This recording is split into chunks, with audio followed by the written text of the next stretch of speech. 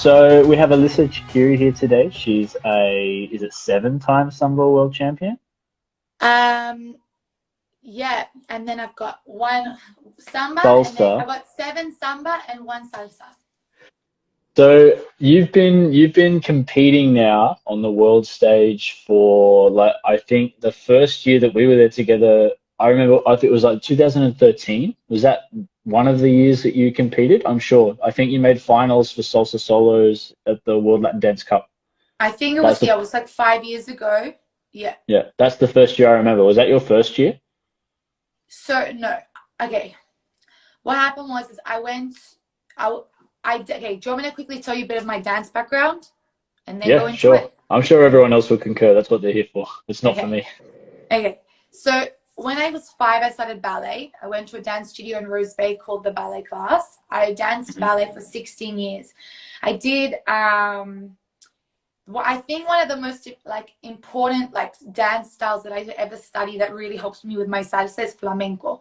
So at that Mhm. studio is where I started my flamenco training, and that's I really feel where like I got my my styling from. Mhm. And then from I did hip hop, I did tap dancing, jazz, modern, whatever. And then I auditioned for Newtown High School for the Performing Arts. So I went to a performing arts high school, and there you have to audition to get in for dance. There's about 1,000 people a year that audition. They take 30 for dance, 30 for drama, and 30 for music. Mhm. And you have to audition via contemporary dance and ballet. Mhm. Then I hit like around 14, and then my like puberty hit.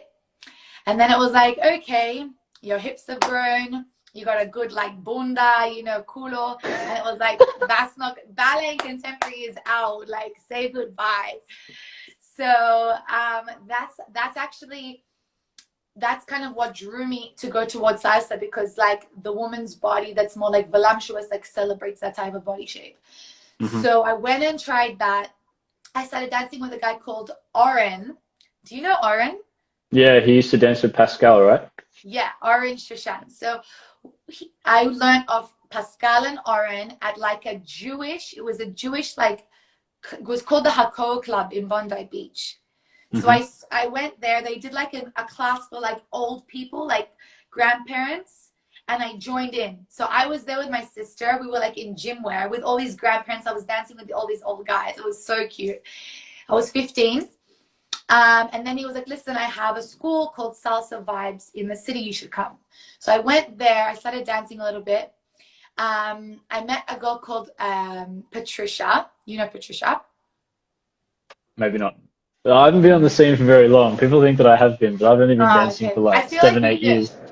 Okay, so I started. Patricia needed some girls to do some samba shows on boat shows. She brought me Mhm. on. That's how I started samba.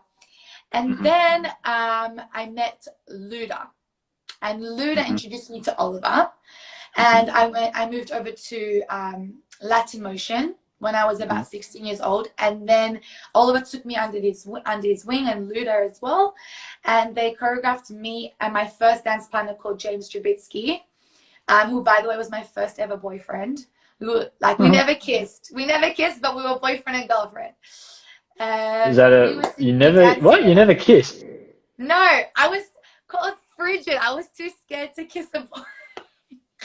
I hope you're listening, Geordie, because there's a lot of like juicy stuff that she's. I wasn't planning on this being part of the interview, but you seem quite What? open. This wasn't my question. This is gonna get you the ratings, Jai. I don't need ratings. I just need surfboards at the moment, so I can No. go surfing. That's Oh, what's keeping me alive. Yeah. right. So you moved over to Latin Motion, and then you had your Yes. boyfriend slash dance partner. So then we competed in the youth division, and we won. Mhm. We won the first year. So we were the Australian youth champions. And Mhm. then the second year, my mother said, "Listen, if you win this year's youth division, I'm gonna allow you to um, leave school." So I was like, okay, because I really wanted to leave school after year 10. I knew I wasn't going to go to uni. I knew that like I was going to pursue dance Mhm. as a career. So then we won the second year around, and then I left Newtown after year 10. Mhm. Um, and then I was dancing. Oh, what happened then? And with a and blank then I moved period. to Israel. And then I moved to Israel when I was 18 years old. I met a Hmm. guy in the airport and fell in love, and I moved here. And I stopped In the dancing. airport? Yeah. Well, he started Was talking to he me at the airport. right? Okay. And you And exchanged then details at that stage. yeah, I was all like too in love, so I forgot who I was and I stopped dancing. Because And I met you then not long after that, because you came back to Australia, and that's when we first met, because that was my first year exactly. competing. Yeah, we met in Bali's studio. Yeah. So I realized that like it wasn't for me. I realized that I can't live without dance. Like like I was not Alyssa anymore. Like the light Hmm. was dimmed down. So then I moved back to Australia, and then I started training with Vali, and that's when I Hmm. met you. And then Hmm. I missed Israel, and then I moved back to Hmm. Israel, and then I competed in Australia and Israel. I won both nationals here and Hmm. there. And then I went off and started competing for Israel at the Worlds. And the first year I took 8th place. Yep. And then after that, the year after I took 5th place. And then second, and then first. And then Mm. second again. So that's kind of that long ass timeline. That was years compressed into like 10 minutes. That was a really good effort. Thanks, So we guys. got a few questions. Like I put a question bar up on my story, and a few people put in questions for you. So one of the questions was, how many hours are you training per day? And is that on During your own or with your Corona, partner? during normal day. Give me both. Okay, so okay, this is something that I tell my students and myself. Okay, so everyone has their pros and cons, right?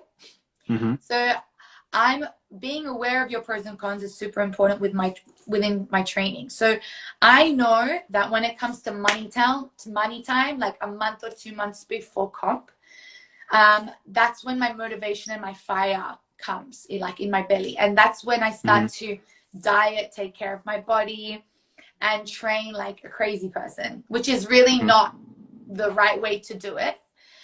Okay. So what I've done is actually I contacted somebody, and I do like a barter thing. So because I know that unless I have like a stress, like, and I'm stressed about a competition coming up, I don't generally have that like motivation to train myself in the studio. So what I've done now is I'm actually, for the past 2 years, I have somebody in the studio that just literally press play and like do it again, like, and is there for me. Hmm. So I know that I have to get to the studio, because being a Hmm. soloist, sometimes like when you're lying in bed and you need to get up to go to the studio and practice, sometimes you're like, oh, I could sleep in another hour. Like no one's waiting for me at the studio. But now that I have that girl there in the studio waiting for me, I have to get my ass up. So we have about 3 sessions a week. So she gives Hmm. me 1 hour of her time, and I actually teach her for 1 hour in return. So I have Hmm. that 3 hours, 3 mornings, and I always do it in the morning before I teach, because by the end of the day, after doing private after private, like 8 to 10 hours a day, I'm exhausted and I just don't have the same energy as I do in the morning. Hmm. Of course. So it's about, so during Corona or during comp time, it's That's 3 hours normal per week. day. That's Yeah. normal life. And then before comp, I do about 5 days a week. Hmm. And as like a Jewish, because of that's my religion, and I live in Israel, we have the Sabbath. So on the Sabbath, it's like the day of rest. Hmm. So that day I also take as like a mind, body, and soul rest day. So I don't dance, I don't answer messages for work, I don't do anything, I don't think about dance at all.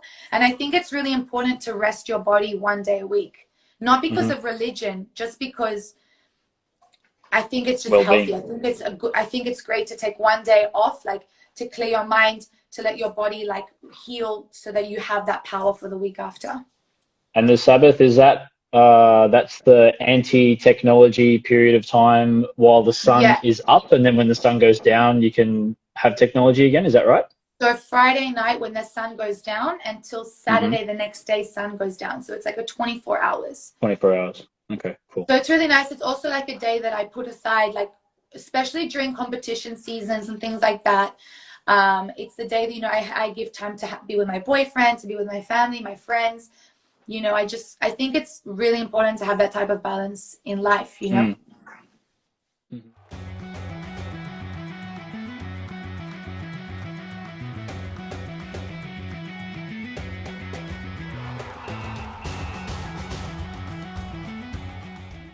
And I just think that these days everyone's trying to get the chocolate. Everyone's just trying to like learn quickly and just get to the end point as fast as possible. But when you learn quickly without learning all the foundation and technique, which is the annoying stuff, which is like drills, like just Mm-hmm. doing your basic step and your upper body movement like hour after hour after hour, you can only get to a certain point.